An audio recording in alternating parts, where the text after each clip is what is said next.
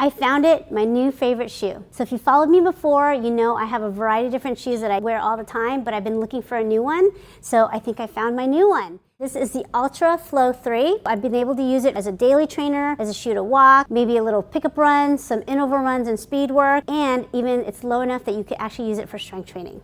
So let me tell you more about it.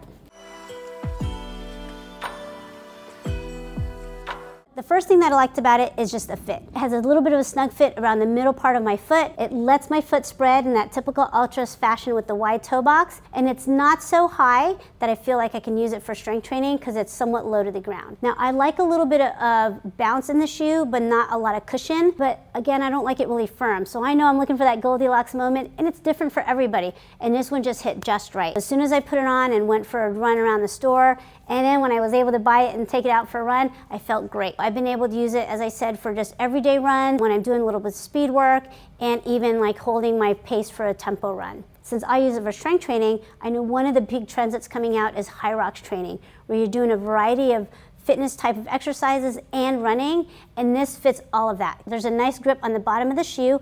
It's a nice wide toe box, so it'll give you that stability for your lunges and for your burpees, and it's also really lightweight because when you're tired, the last thing you need is a really heavy shoe. So I like it for all of those things. What are some of the new things about the shoe? They've redone the mesh, so it's a lot more breathable, and they've brought the back of the heel down, so it's not hitting your Achilles tendon. So it's pretty low, so it's really low profile. You won't feel it at all. Now, how durable is it? I just bought mine. They're expected to last for 250 to 350 miles, but again, it just depends on how much you use it. And if you're using it for your strength training, you know that's gonna add some miles to it as well.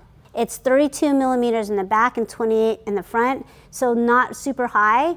And it's firm enough that even if it's a little higher than you're used to, it doesn't feel cushy. It doesn't feel like you're rocking side to side at all. It feels stable and firm to the ground. That's probably the biggest thing that I liked about it. Because it has that rocker technology, as you roll through it, it feels really smooth as you come over the top of your foot. So all of that's gonna help with performance, just to keep you moving forward whether you're walking or running. So if you look at the fit of the shoe, it doesn't have this big bowed in, so it looks pretty streamlined from the back to the front of the shoe. It just looks like the shape of a natural foot, which is great. Another key feature as a physical therapist and as a runner is if you're transitioning from a higher drop shoe, typically 8 to 10 millimeters, and you want to start to transition lower, rather than going all the way to zero drop, you might want to transition to something halfway, and this is a perfect transition at 4 millimeters. Again, a good transition shoe from a higher drop shoe down to zero, halfway in between. I have one con about the shoe. The color that I like, the white, is going to get dirty really easily. So maybe you need to wash them more often or get an extra pair that you're going to keep clean. Bottom line, I would buy this shoe again. Like I said, have another pair so if you want to keep one clean. So you can use this for walking, everyday use. So if you want white, you want to keep it clean, probably need to get another pair.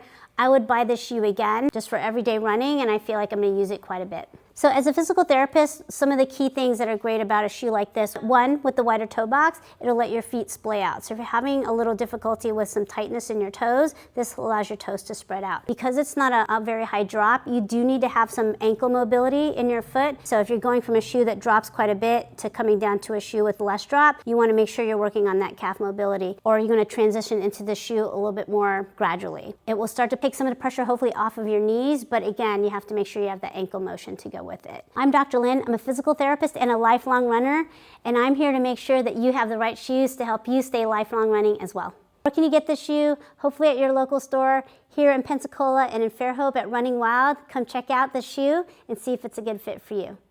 So if you're not sure if the issue is with your running form or with your shoe, I have a service where you can submit a video of yourself running, and I can give you some feedback as to whether it is your shoe or your form. If there's another shoe you want me to check out, please let me know in the comments below, and be sure to check out my other shoe reviews in my YouTube channel. And I'll see you on the roads and trails.